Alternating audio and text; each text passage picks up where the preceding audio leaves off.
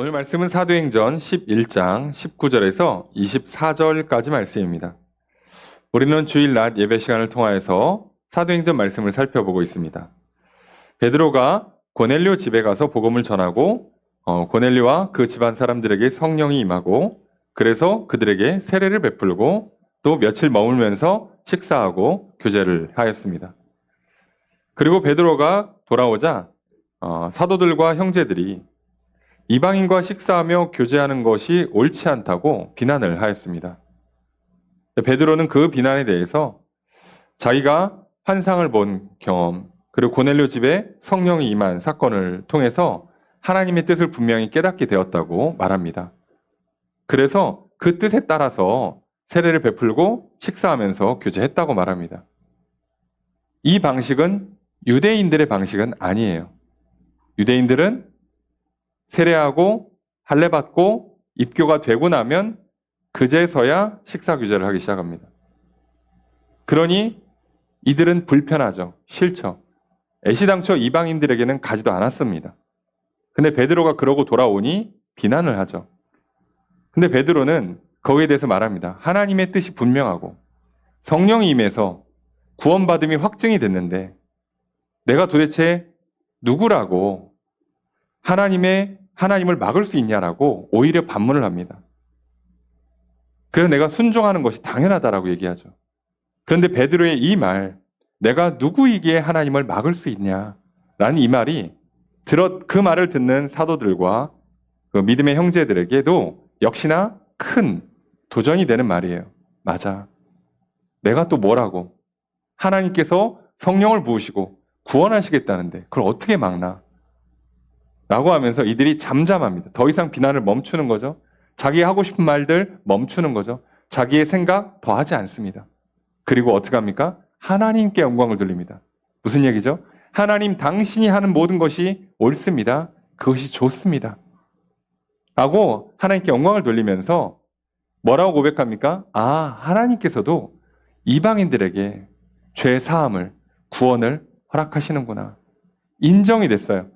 이제 예루살렘 교회는 이방인의 구원과 이방인에게 할례받지 않아도 하나님의 구원이 임하는 그저 예수를 믿고 성령 받음으로 구원이 확증되는 것을 공식적으로 인정하기 시작했습니다.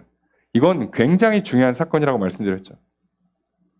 근데 이 사건이 앞으로 오늘 우리가 보는 사도행전에 많은 여러 가지 이방의 복음이 전파되는 것에 기반이 되어주거든요. 그래서 하나님은 이 중요한 말씀을 오랫동안 자세하게 기록한 겁니다. 우리는 그동안 이렇게 베드로가 점점 사마리아를 넘어서 이제 요빠까지 가고 거기서 고넬료의 집에 가고 하고 돌아오는 이 긴 과정을 통해서 우리도 나의 생각과 다를 수 있지만 내가 살아온 방식과 다를 수 있지만 내가 누구라고 하나님의 뜻을 막을 수 있겠는가 라고 다시 한번 받아들였으면 좋겠습니다. 여러분 사람들은요 다 자기만의 생각이 있고요. 학습한 게 있고 익숙함이 있고 습관이 있고 또 그거에 따라서 고집이 있고요. 자기만의 독특한 감정선이 있어요. 그런데 이거를 붙잡으면 자칫하다가는 하나님을 막아서는 문제가 생깁니다. 나는 내가 하던 익숙한 방식대로 일을 처리하고 싶었을 뿐이에요. 그런데 그게 하나님의 뜻과 반대가 될 수 있어요. 오늘 하나님께서 좀 쉬어라 하고 있는데 하나님, 저는 일 대충 하는 스타일이 아닙니다. 끝을 봐야겠습니다. 자, 이러면 하나님의 뜻을 막아서는 거예요. 놀랍게도 일을 열심히 하고 그 일을 끝마쳤음에도 불구하고 그 사람은 하나님의 뜻에 막아선 겁니다. 또는 하나님께서 이거는 확실하게 끝하고 철저하게 꼼꼼하게 일을 처리해야 돼라고 말씀하시고 그걸 명령하시는데 하나님 뭘 그렇게까지 합니까? 그거 적당히 하시죠. 그 대충 넘어가고 다 먹고 살자고 하는 일 아닙니까? 큰일 안 납니다. 이렇게 하는 것도 그 말 자체는 맞을 수 있어요. 사람은 동의할 수 있어요. 나는 그게 좋을 수 있습니다만 하나님의 뜻을 막을 수가 있습니다.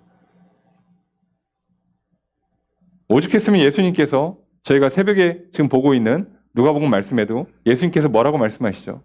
새 술은 새 부대에 담아라 한다고. 왜요? 오늘 예수 그리스도가 들어오시면 이제부터 나는 예수 그리스도가 나의 주님이시고 나의 기준이 되는 거예요. 그런데 이전의 유대인들, 바리새인들은 자기들이 살던 거에다가 예수님을 어떻게든 껴 넣고 싶었던 거예요. 그건 되지 않습니다. 여러분, 내가 어제까지 살았던 삶을 그대로 살면서 이번 한 주 새로운 삶이 가능하겠습니까? 놀라운 변화와 도전이 가능할까요? 복과 기적이 일어날 수 있을 것 같습니까? 난 어제랑 똑같이 사는데. 아니요. 하나님께서 오셔서 성령으로 임하셔서 내게 말씀하시고 가르치는 대로 내가 변해야죠. 그래야 내 삶에 오늘 사도행전 말씀처럼 주께로부터 날마다 새롭게 되는 날이 오는 거예요. 그래야 내 인생이 새로워지는 거죠.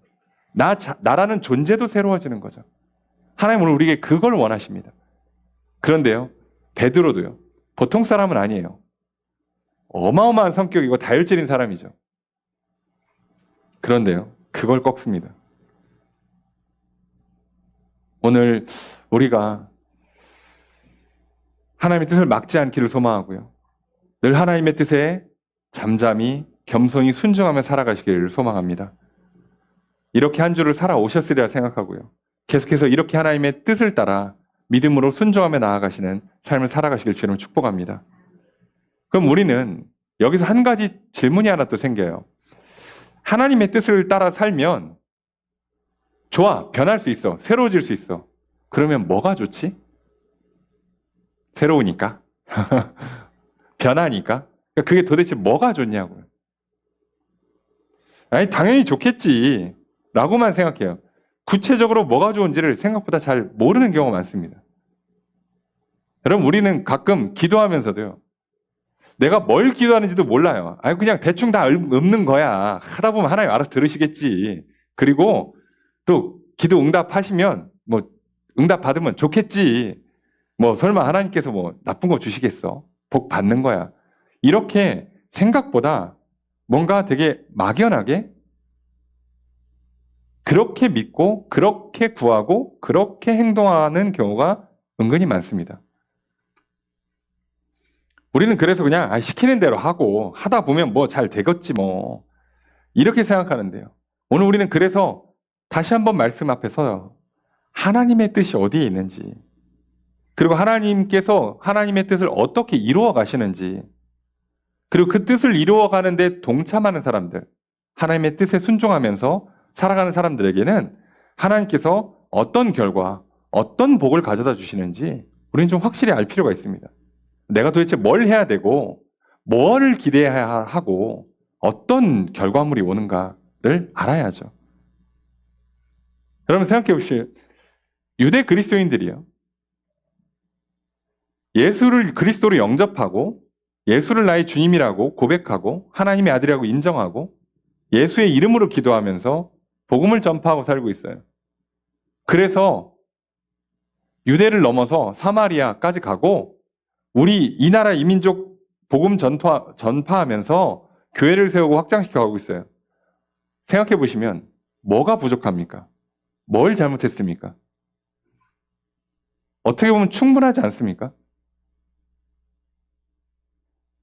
이들에게 도대체 뭘 더 바라냐고요. 예? 나라 한 민족을 놓고 복음화하기 위해서 저렇게 열심히 순종하며 사는 사람들이 뭘 잘못했겠냐고 하면, 질문을 그렇게 하면 잘못이 없어요. 오늘 우리는 우리의 질문에 시작하는 게 아니라 하나님의 질문에 시작하는 거예요. 하나님의 뜻에서 시작하는 겁니다.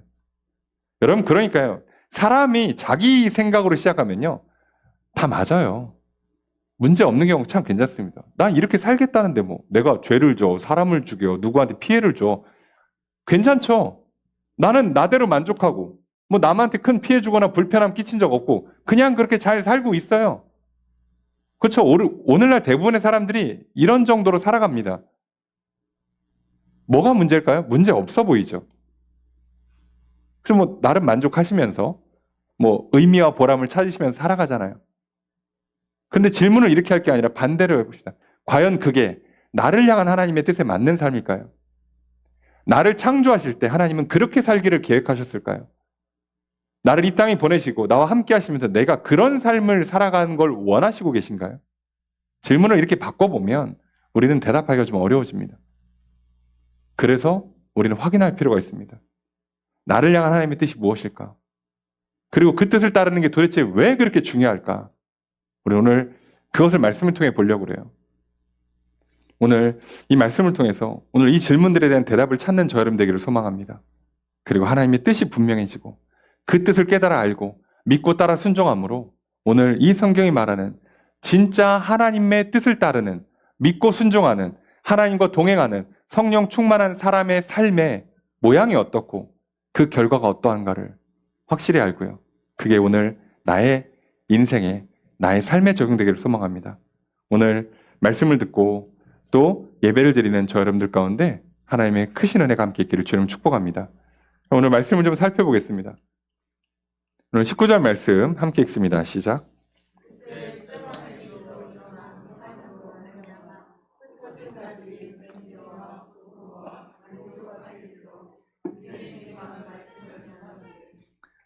자, 그때의 스데반의 일로 일어난 환란으로 말미암아.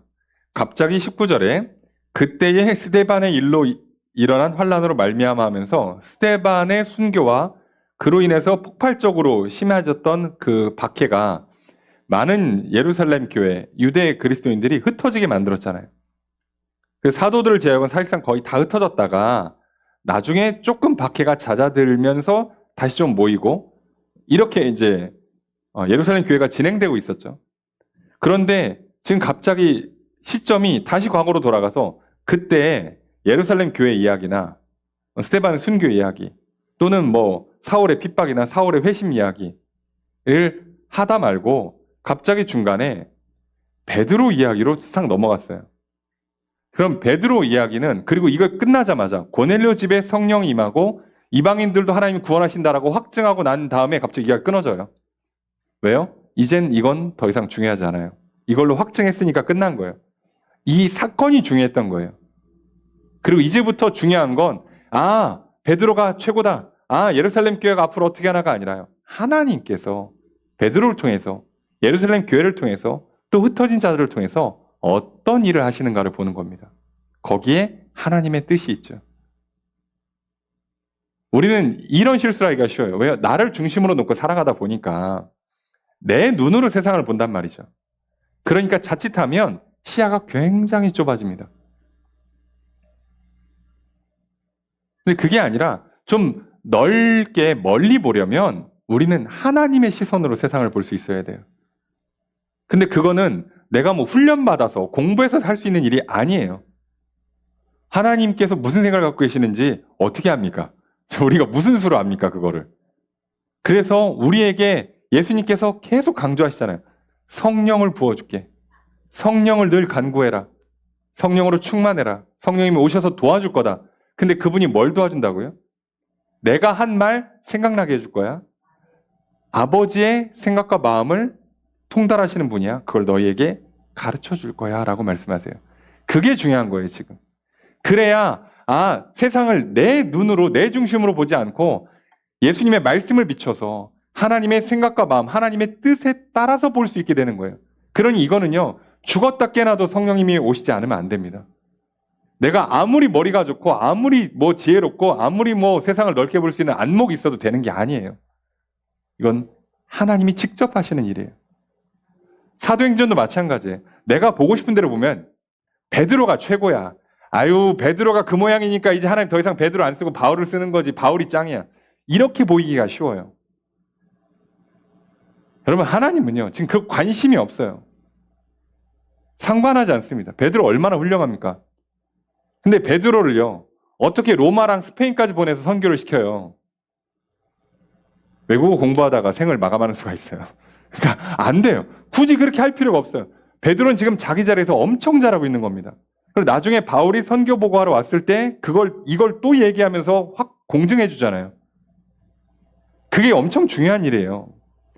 그러니까 여러분, 우리가 볼 때는요, 회사에서 저 사람 중요하고 쟤는 필요 없어. 이럴 수 있지만요, 경우에 따라서는 다 각자 자기 일을 잘하고 있는 거예요. 그러니까 우리가 사람이요, 요즘 정치적으로 많이 혼란하시죠? 마음이 괴롭고 또 누구는 잠도 못 주무신다 그러는데 그냥 편히 주무시길 주님 축복합니다. 무슨 얘기냐면 여러분 내 입장에서 볼 때는요. 이쪽이 맞고 저쪽이 맞을 수가 있어요. 그죠? 그런데 우리는 그렇게 보는 게 아니라고요. 어떻게 봐야 된다고요? 대한민국이라는 한 나라와 이 민족의 미래를 보고 멀리서 보셔야 돼요. 그럼 도대체 이 사람들의 이 다툼이, 갈등이 어떤 맥락인가를 볼 수 있어야죠. 내가 회사에서 이 사람과 저 사람의 어떤 내용들을 보면서 제가 일을 잘하고 아유 쟤는 별로야가 아니라 마치 사장님이나 회장님의 관점으로 내가 회사를 바라볼 수 있어야죠. 야, 저 사람은 저기서 저 일을 하고 근데 일을 좀 중요한 일을 많이 맡으니까 중간중간에 보너스 좀 챙겨주고 이 사람은 또 이 사람 나름 이 일을 하고 필요하니까 세우는 거예요. 근데 이 사람이 없어지면 또 골치 아파. 그럼 있어야 되는 거예요. 그러니까 우리가 하나님의 관점으로 세상을 보지 못하면요. 우리는 굉장히 편협한 시야를 갖게 돼요. 그러다 보니까 우리가 갖고 있는 불신앙 때문에 불안과 걱정과 근심 때문에 한쪽으로 치우치는 편향이 생기고요. 강박이 생깁니다. 그럼 그걸 붙잡기 위해서 우상을 만들어요. 이데올로기, 사상이라는 우상, 특정 사람이라는 우상, 특정 사건이라는 우상을 만들어. 이거 꼭 해야 돼. 꼭 저 사람이어야 돼. 이런 스타일로만 해야 돼. 이런 가르침을 따라야 되는 우상이 만들어져요. 자, 그런데 오늘 우리는 그럼 하나님의 뜻을 어떻게 알 수 있을까요? 지금 성령 충만한 사람들의 이야기입니다. 사도행전. 그런데 이들도요. 한 번에 촥 기도 끝나니까 촥 이렇게 알아듣지 못합니다. 이렇게 안 된다는 우리가 좀 기억하셔야 돼요. 여러분 왜 늘 기도하는지 아십니까? 목사님 기도할 게 별로 없어요. 한 10분 하면 더 할 게 없는데요. 그 말도 본인 입장에선 맞아요. 그죠? 할 말 다 있으니까 더 할 말이 없지. 그죠? 맞아요. 근데 그렇게 보는 게 아니라 하나님 입장에서 한번 보자고요. 하나님께서는요. 우리에게 왜 기도하라고 하셨을까? 왜 자꾸 나한테 우리 얘기 좀 하자. 할 말 없어? 왜 자꾸 이렇게 기도하라고 말을 거실까요? 제일 중요한 건 뭘까요? 너 근데 성령이 좀 부족하지 않냐? 너 근데 어제 일어난 거 무슨 뜻인지 잘 몰랐지? 안 궁금하니?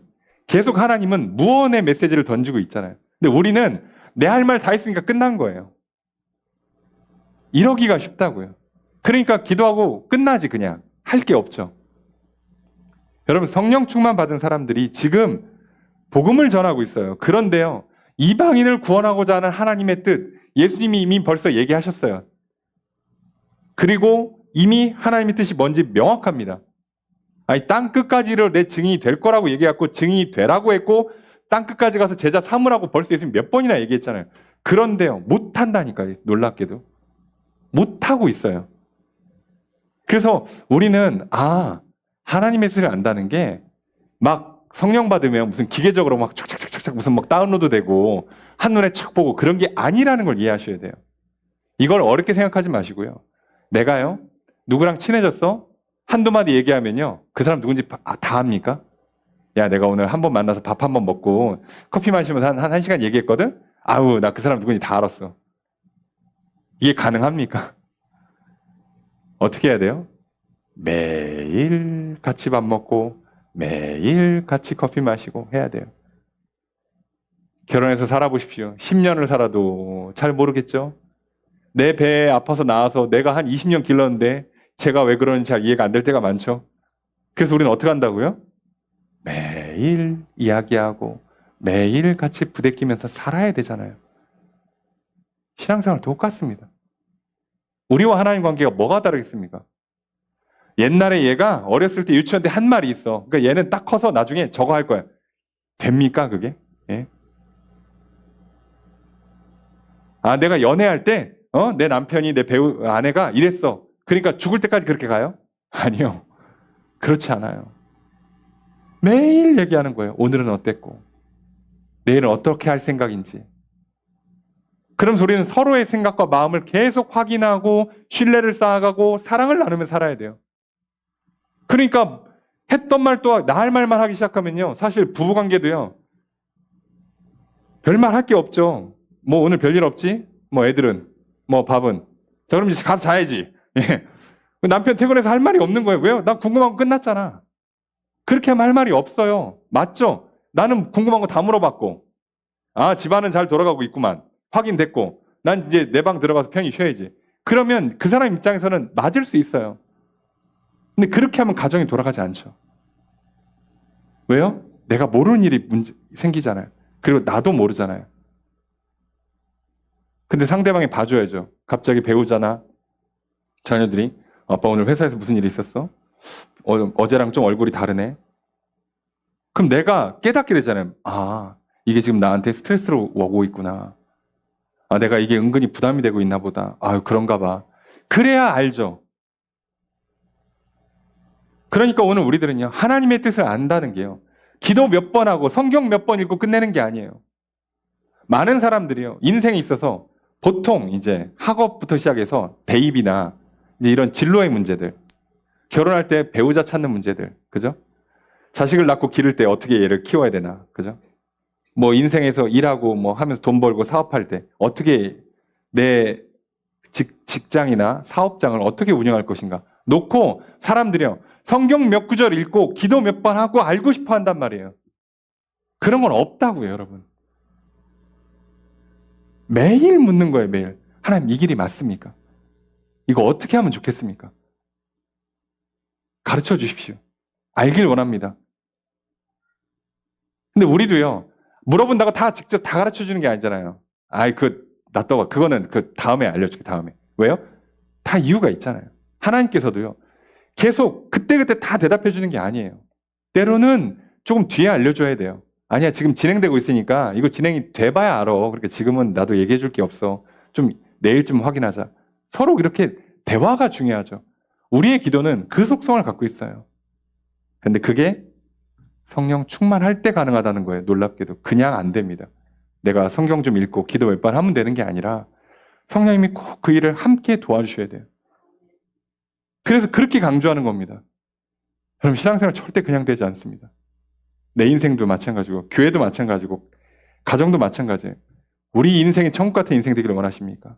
천국 같은 교회? 천국 같은 가정? 그냥 됩니까? 우리끼리 몇 마디 나누고 우리 이거 합시다 딱 그러면 그냥 끝날까요, 인생이? 아니요, 절대 그렇게 되지 않습니다. 자, 그래서 무슨 문제가 생기냐면 예루살렘 교회에서는 이제 베드로와 고넬료 집의 사건으로 인해서 예루살렘 교회는 하나님 뜻이 맞구나 알았어요.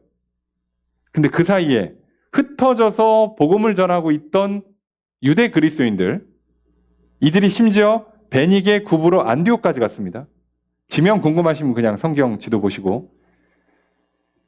아니, 여기까지 갔어요. 흩어져서 복음을 전해요. 근데 뭐라고요? 19절에 유대인에게만 말씀을 전합니다. 늘 이렇게 살던 사람들이에요. 지금 이게 이 사람들은 잘못이라는 생각조차를 안 해요. 그리고 잘못하는 게 아니라 지금 어떻게 보면 잘하고 있죠. 핍박 앞에서 어떻게 방법이 없으니까 흩어졌어. 흩어진 김에 지금 어디까지 갔어요? 땅 끝까지 가고 있죠. 계속 점점점 멀리 가고 있죠. 베니게 굽으로 안디옥까지 가고 있어요. 얼마나 잘하고 훌륭합니까? 근데 어떻게 한다고요? 유대인에게만 말씀을 전합니다.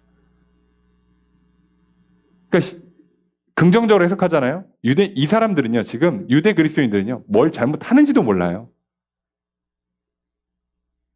지금 멀리 가서 복음 전하기도 바빠, 지금 이 사람들은요.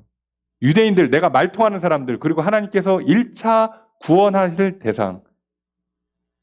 조금 편협하게 얘기하면 유일하게 구원받을 수 있는 존재들인 유대인들, 흩어진 유대인들을 찾아서 그들의 회당에 모이니까 회당 가서 복음 전하는 거. 그거 열심히 하고 있어요. 뭘 잘하는지도 모르고 뭘 잘못하는지도 모르고 몰라요. 근데 이 사람들이요, 본인들이 막 확신을 갖고 살아요? 교만합니까? 아니에요. 늘 기도하는 사람들이에요. 말씀에 순종하며 살고 있다고. 그런데 이 사람들이 그걸 잘 몰라요. 잘 모르는데 그럼 영원히 모르냐? 아니요. 왜 늘 기도하고 말씀 앞에 서냐? 자연스럽게 알게 될 때가 있어요. 사울처럼 그냥 한 방에 쳐가지고 그냥 확실히 알려주는 경우도 있고, 베드로처럼 약간 이렇게 그 과정을 거치면서 약간 이제 스무스하게 스텝을 밟아가면서 알려주는 경우도 있고, 근데 오늘 같은 경우는요, 이들이 전혀 예상하지 못하게 그냥 흘러갑니다. 그게 어떻게 가냐면 20절 읽겠습니다. 시작.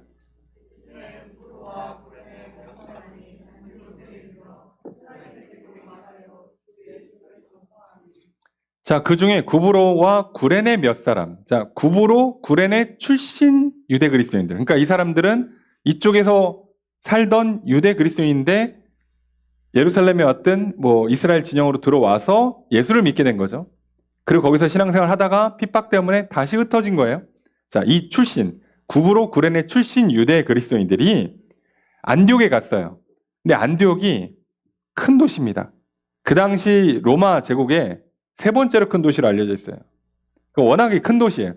그러니까 도시가 너무 크니까 어떻게 돼요? 자연스럽게 누구한테도 헬라인에게도 예수를 전파하게 된 거예요. 자연스럽게. 심지어 본인들은 또 이쪽 출신이야. 헬라어를 할 수 있는 사람들이야. 그러니까 이게 자연스럽게 원래 하려고 한 게 아니에요. 하려고 한 게 아니야. 나는 이게 해야 된다는 생각도 없고 하나님의 뜻이 뭔지 명확히도 모르는데 자연스럽게 너무 큰 도시에 가서 외국어를 구사하다 보니까 어디서 오셨어요? 하다가 저는 사실 유대인인데요. 예수님 믿고 그 귀한 소식을 전하려고 오다가 여기까지 왔습니다. 하다 보니까 그거 뭐예요? 저도 믿을래요. 자, 이렇게 된 거예요. 자연스럽게.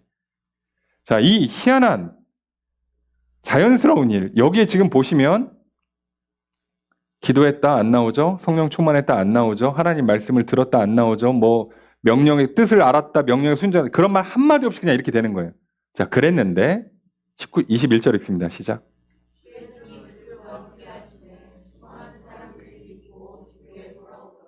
그랬는데 어떻게 됐다고요? 주의 손이 함께 계셨어요. 자, 그러니까 수많은 사람들이 믿고 주께 돌아와요.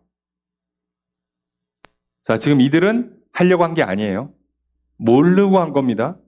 자연스럽게 한 거예요. 그런데 결과물이 어떻게 나왔어요? 주의 손이 함께 계세요. 그러니까 본인들은 하나님의 뜻을 깨닫고 한 게 아니라 하나님의 뜻에 이렇게 하다가 맞물려 들어갔어요. 자연스럽게. 그랬더니 어떤 일이 일어나요? 처음에는 이게 톱니가 안 맞물려가지고 헛돌다가 어떻게 하다가 맞물렸어. 알고 맞춘 건 아닌데 어떻게 하다 맞물렸더니 그때부터 제대로 돌아가니까 막 시계가 제대로 작동되겠죠. 모터가 돌기 시작하겠죠. 그렇게 된 거예요. 그러니까 수많은 사람들이 돌아와요. 자, 그러면 이제 알겠죠. 이 예루살렘에서 흩어졌던 그리스도인들이 안디옥에 있는 헬라 사람들, 이방인들에게 복음 전하는 걸 하나님이 기뻐하시는구나. 알게 되는 거예요. 여러분, 우리도요, 회사에서 일할 때요, 기회가 올려요. 뭔지 몰라. 그냥 이것도 올리고 저것도, 이것도 좋은 아이템이고 저것도 좋은 아이템이에요. 올렸어요. 근데 올렸는데 나는 회장님의 의도를 파악한 게 아니야. 몰라가지고 한 3개 올렸어. 근데 두 번째 거에 갑자기 허락이 나오더니 예산이 예상한 것보다 막 2배, 3배를 줘, 갑자기. 그러면 나는 자연스럽게 알죠. 저분의 뜻이 여기에 있구나. 이걸 모르는 사람이 이상한 거죠, 이제부터. 그렇죠. 알게 되는 거야. 사실 나는 1번 안이 제일 좋은 거였어. 라고 생각하고 냈는데 얘는 탈락. 2번은 혹시 1번 떨어지면 또 그럴까봐 2번 안을 냈는데 2번 안을 기뻐하게 받으시더니 예산을 2배를 막 줘버려요. 그러면 바보가 아닌 다음에 회장님의 의중을 알 수가 있죠. 이걸 누가 모릅니까? 근데 우리도 알잖아요. 이렇게 했더니 일이 되기 시작해요. 그러면 누가 모르냐고. 하나님 기뻐하시는구나. 자, 이렇게 되고 나서 이 소문이 예루살렘 교회에 들려요. 그랬더니 22절 함께 읽습니다. 시작.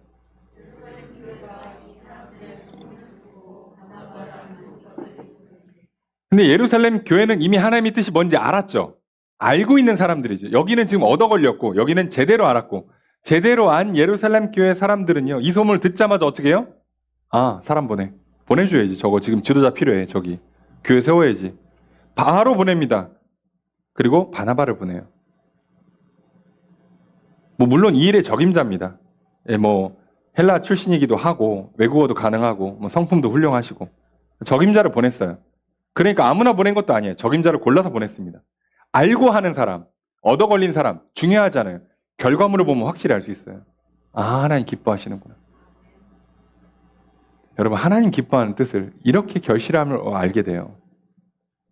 여러분, 내 진로를 어떻게 할까요? 결과를 아는 겁니다. 잘 되고 잘 맞고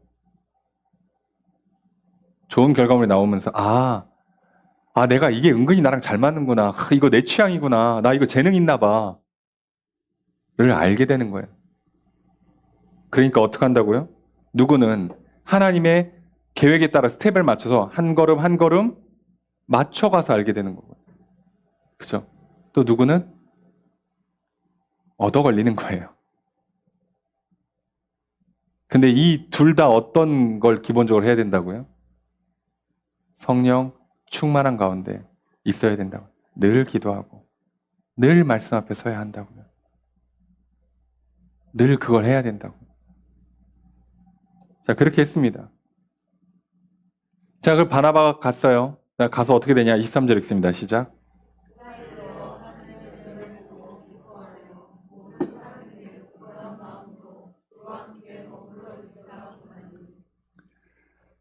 바나바가 도착해서 하나님의 은혜를 봤어요. 아, 하나님 지금 은혜를 베푸시는구나.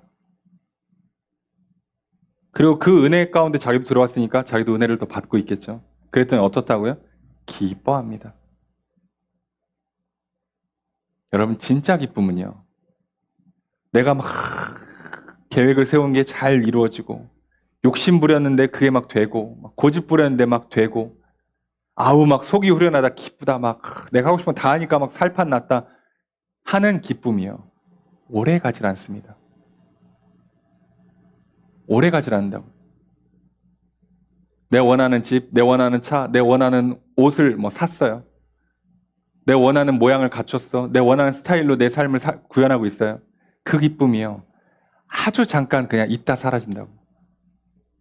근데 하나님의 은혜를 보는 사람들은, 그 은혜를 받는 사람들은요, 기쁨이 충만해져요. 바나바 당연히 기쁨으로 왔겠죠, 사역할 때. 그런데 그걸 보니까 또 기뻐요. 게다가 원문에 보면 이거 진행형이에요. 계속 기쁘다는 뜻이에요, 다. 그래서 뭐라고 권면하냐? 굳건한 마음으로 주와 함께 머물러 있어라. 이렇게 권면해요. 무슨 얘기예요? 자, 굳다라고 지금 써 있는데요. 이 굳다라는 마음을 이제 조금 뭐 표현하냐면, 뭐 확실한 목적을 가지고 확실한 뜻을 갖고 그리고 머물러 있어라요. 그러니까 그냥 뭐 분위기 따라서 그렇게 하지 말고, 내가 맞아, 하나님 믿어야지, 맞아, 기도해야지, 이렇게 내가 뜻을 정하고 그걸 붙잡고 있으라고 권면하는 거예요. 왜요? 흐름을 한번 타면요, 그냥 휩쓸려서 나도 모르게 그냥 가면서, 가다 보니까 나도 마치 믿음이 좋은 것처럼, 내가 그냥 뭔가 잘하고 있는 것처럼 착각하기가 쉬워요. 근데 바나바의 권면은 뭐라고요? 아니, 너희가 마음과 뜻을 확실히 정하고 그걸 잘 붙잡고 있어. 그래서 어떻게 하라고요? 굳건한 마음으로 주와 함께 머물렀어요. 너희가 뜻을 확실히 정하고, 맞아, 그러니까 계속 예수를 그리스도라고 믿어야지 라고 너희들이 정하라는 거예요. 남이 하니까 따라하는 거 말고 내가 정하는 겁니다. 이건 굉장히 좋은 가르침이에요. 훌륭한 가르침입니다. 그리고 이게 왜 필요하냐면, 이들에게 뭐가 올 수 있어요? 뭐 헬라인들한테는 적을 수도 있지만 경우에 따라서는 예루살렘 교회처럼 환난과 핍박이 올 수도 있습니다. 그러니까 신앙생활은 내가 생각과 마음을 정해서 하나님 앞에 가는 작업이 필요하단 말이에요. 하나님이 내게 찾아오시는 그 은혜가 있어도 나도 손을 내밀어야 된다고. 계시록 말씀처럼 찾아오셔서 문 밖에서 두드리세요. 문은 열어줘야 될 거 아니냐고. 손을 내밀면 나도 손을 잡아야 될 거 아니냐고. 그건 나도 해야지, 그 정도는. 그러니까 그걸 하라고 권면하는 겁니다. 일이 잘 될 때는요, 가만히 있어도 됩니다. 여러 사람들이 일 열심히 하잖아요. 그럼 나는요, 손 놓고 있어도요, 일이 돼요. 좀 표현이 좀 그런데, 남들이 열심히 청소할 때는요, 청소 안 하고 이렇게 쓱 돌아다녀도 청소가 끝나요. 아시죠? 예? 회사에서 막 열심히 막 다들 일하고 있을 때는요, 대충 요런 거 이렇게 쓱쓱쓱 하는 척만 해도요, 이 업무가 끝난다고요. 그렇게 하지 말라는 거예요. 신앙생활은 그렇게 되지 않습니다.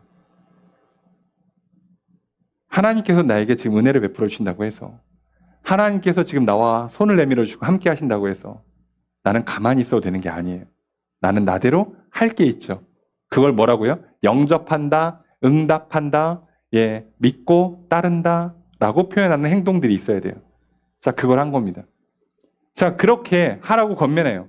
그런데 결론이 이렇게 나옵니다. 24절 읽습니다. 시작.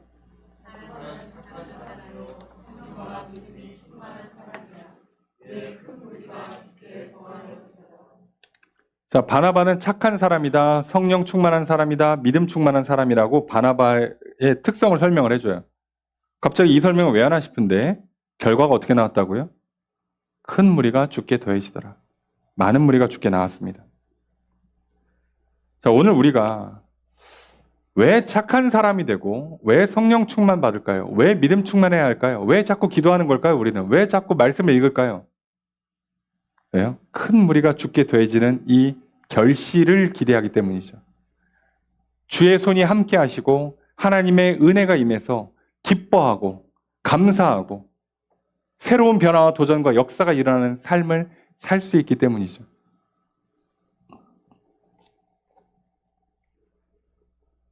그러니 오늘 우리는요, 여기를 통해 잘할 수 있어요. 아, 안디옥에 있는 성도들은 성도들대로 참 잘했고 바나바는 바나바대로 잘했으니 이 둘이 만나니 당연히 좋은 결과가 나오죠. 내가 알고 움직였든 얻어 걸렸든 하나님의 뜻에 맞으니까 좋은 결과가 임하죠. 우리는 이걸 기억하려고 합니다. 여러분, 우리도 하나님의 은혜를 보기를 원하잖아요.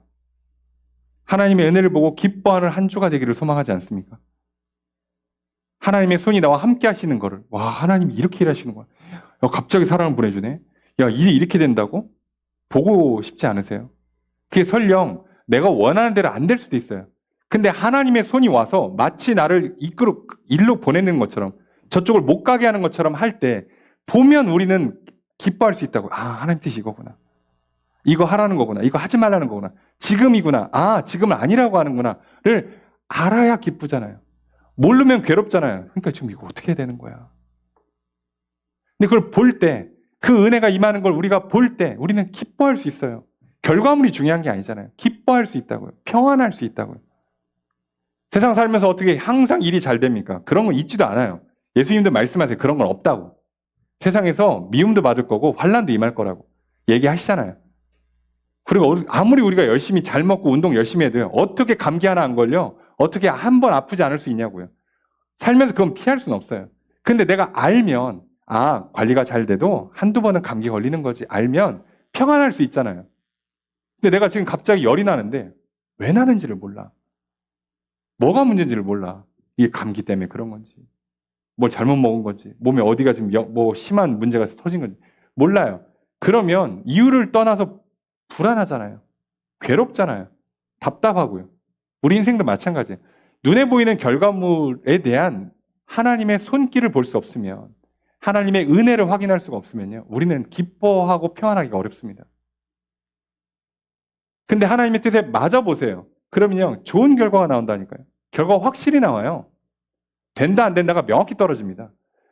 성도들과 목회자가 서로 잘 말물려 보세요. 그러면 웬만해서는 교회가 확실히 성장하겠죠. 또는 외부의 핍박이 와도 굳건히 버텨내겠죠. 당연한 겁니다. 그럼 그래서 우리도 아까 말씀드린 것처럼 아, 이래서 하나님께 기도하는 거구나. 이래서 하나님의 뜻에 맞춰야 되는 거구나. 나는 나를 모르고 앞을 전혀 내다볼 수 없는데 내 생각 밀어붙여 본들 안 되는 거였구나. 괜히 더 불안하고 더 괴롭기만 하는 거구나, 이게.를 우리가 알게 되죠. 그러니 오늘 이 안디옥 교회의 모습, 성도들의 모습, 예루살렘 교회의 모습, 바나바의 모습을 통해서 우리도 좀 보고 배우기를 바래요. 아, 하나님께 순종하는 게 이렇게 중요하구나. 성도는 성도대로, 목회자는 목회자대로, 뭐 부모는 부모대로, 자녀는 자녀대로, 뭐 남편은 남편대로, 아내는 아내대로 다 각자 자리에서 이게 잘 맞물려야 되는구나. 우리는 알 필요가 있습니다. 그럼 저도 올 한 해를 시작하면서 하나님께서 나에게 뭐라고 말씀하시는가? 교회에 어떤 메시지를 주시는가? 사실 명확히 들려줄 때도 있지만 잘 모를 때가 있어요. 그러면 이리저리에서 이렇게 톱니 맞추듯이 이렇게 맞춰야 돼요. 저도 몸부림을 좀 쳐야죠. 이건가 한번 해보고 저건가 한번 해보고 물어도 보고 기도도 해보고 찾아도 보고 해야죠. 그리고 나서 말씀을 준비하면서 하나님께서 나에게 이걸 말씀하시는 거구나 라고 깨닫게 되고, 그리고 톱니가 잘 맞물릴 것을 기대하고 결단한 게 있습니다. 어제 대전 여성복지방회를 잘 마쳤습니다. 지방회를 통해서 지방에 있는 많은 업무들을 처리해요. 특별히 이제 교회 회무처리나 또 장로님들에 관한 장로를 직첩을 주고 안수를 주고 퇴임을 하고 하는 업무들을 처리하죠. 그리고 저는 이제 지난 8년 동안 서기를 4번 연임하면서 일하다가 이제 저도 서기 그만두고 이제 인수인계를 잘 마쳤습니다. 모든 것이 순조롭고 화평하게 진행되고 맞춰진 지방회예요. 그래서 각자 보기에 따라서는 훌륭한 지방회였고 지난 1년간 참 지방에 있는 모든 교회들이 잘 좋았다라고 하고 웃고 넘어갈 수 있어요. 근데 그건 내 눈으로 보면 안 되죠. 아까 말씀드린 것처럼 하나님의 뜻은 뭐였을까? 우리 지방을 향한 각 교회들을 향한 하나님의 뜻이 뭐였을까? 라고 이렇게 보는데 제 눈에 한 가지 좀 걸리는 게 있었어요. 지방 전체 통계를 내는데요. 지방 전체 통계에서 26개 교회 전체 통계를 합산을 했더니 교인이 150명 줄었습니다. 26개 교회 합쳐서 1년 동안. 이건 정말 큰일이죠. 생각해보면. 아니 하나님 당연히 한 영혼 구원을 기뻐하실 텐데 아니 26개 교회 모아서 전체 숫자가 2,800명인가로 잡히는데요. 그 정도 잡히는데 이게 1년 동안 150명이 줄은 거예요. 아니 저희 교회 인원 안 준 것만도 감사하고 아주 소량 1년에 한두 명씩이라도 그래도 늘고 정착하는 게 참 감사하면서도 뭔가 이걸 다행이라고 생각하면 안 된다는 마음이 들기 시작했어요. 이건 아니구나. 하나님 나에게 이렇게 받아들이라고 주시는 마음이 아니구나. 그런데요. 또 재작년에 개척해서 한 1년 반 정도 만에 지방에 있는 한 교회가 100여 명 넘게 성장을 했습니다. 특이한 케이스이기도 하지만 그것이 오늘 우리에게 또 도전이 되고 격려가 되고 위로가 되지 않습니까? 하나님 역시나 지금도 일하시는구나. 그런데 이걸 반대로 해석하면요. 아니 한 교회가 100명 넘게 늘렸는데도 150명이 줄었다고? 그럼 만약에 그 교회가 없었더라면 우리 지방은 250명 줄은 거예요. 사실은. 그러니까 그 교회는 빼야죠. 늘은 거니까. 그러면 기존 교회들에서 사실상 250명이 줄은 거예요. 이건 적은 숫자가 아니구나. 아니 저희 교회 같은 교회 8개가 없어진 거예요. 1년 동안에. 그냥 그렇게 치면. 작은 숫자가 아니죠. 이게 뭐지? 그래서 지방회를 하느라고 서기 거 준비해줘야지, 인수인계 해줘야지, 또 일이 처음이니까 안 맞으니까 다 뒤에가 도와줘야지 하느라고 저는 저대로 정신이 없었는데 그거를 이렇게 중간중간에 틈 날 때마다 계속 제 마음이 불편하고 계속 기도가 저절로 나오기 시작했어요. 하나님 이거 어떡합니까? 죄송합니다. 저라도 좀 잘했어야 되는데 죄송합니다. 어떻게 하길 원하십니까? 라고 기도해요. 내 자신을 탓한 분들 뭐 하겠습니까? 여러분들을 이렇게 강제로 이거 뭘 하라고 막 압박을 한다고 해서 뭐가 좋겠습니까? 하나님 뜻이 뭡니까 도대체? 라고 기도를 하면서 기도를 하는데 하나님께서 그런 마음을 주세요. 말씀을 준비하고 또 이 말씀에 맞춰서 나도 그래 맞춰 들어가야지. 하나님 뜻이 명확하지 않다고 해서 손 놓을 수는 없지. 찾아야지. 얻어라도 걸려야지. 그래야 하나님 기뻐하실 텐데 그래야 나도 기쁘고 편안할 텐데 어떻게 해야 될까라고 하다가 그래 오늘 올해 시작하면서 하나님께서 대학원에 진학하면서 박사과정 하라고 하시니까 해야지.